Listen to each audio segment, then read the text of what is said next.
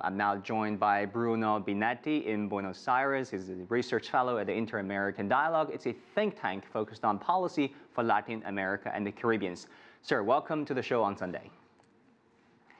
First of all, I want to ask you, how do you look at Panama's shifting of diplomatic recognition from Taiwan to the Chinese mainland as the only and sole legitimate government of China? It's a very important diplomatic victory for China. 20 countries recognize Taiwan in the world. Half of those countries are located in Central America and the Caribbean. So definitely the announcement of Panama, which joins Costa Rica, which switched diplomatic recognition to the People's Republic of China 10 years ago, is a very important diplomatic win for Beijing. So what are the Latin America academia and think tank circles saying about the Panama switch? What could be the tangible benefits for Panama? I think China has been very pragmatic about its relationship with Central American countries. So it has led trade and investment relations to strengthen even though they didn't have formal diplomatic relations.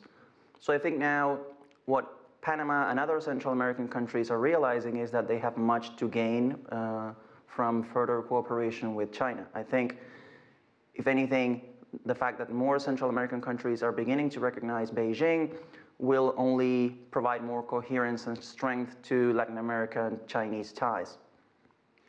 And then, Bruno, how do you think a China-Panama relationship will impact the rest of Latin America, both politically and in terms of trade? Well, I think it strengthens cooperation through, for instance, CELAC China. Countries in Latin America are benefiting from closer ties with China, for instance, in terms of infrastructure, which is an issue that's very important for Panama. Of course, the fact that Panama holds the Panama Canal and China is the second largest user of that canal is very, very important. So I think in the Latin American regional sense, it was anticipated that Central America would take this path, and I think it will strengthen regional efforts to take advantage of the opportunities presented by more cooperation with China. Still, 11 countries in Central America and the Caribbean recognize Taiwan as the government of entire China, which covers the landmass from western Xinjiang, eastern Shandong, northern Inner Mongolia to southern Hong Kong, instead of Beijing. Why do you think that is? Why that area of the world? It's very interesting. I think it has to do with historic circumstances. Some or most Central American countries were experiencing civil conflicts with left-wing guerrillas in the 1970s, which was when the UN recognized Beijing as the sole representative of China.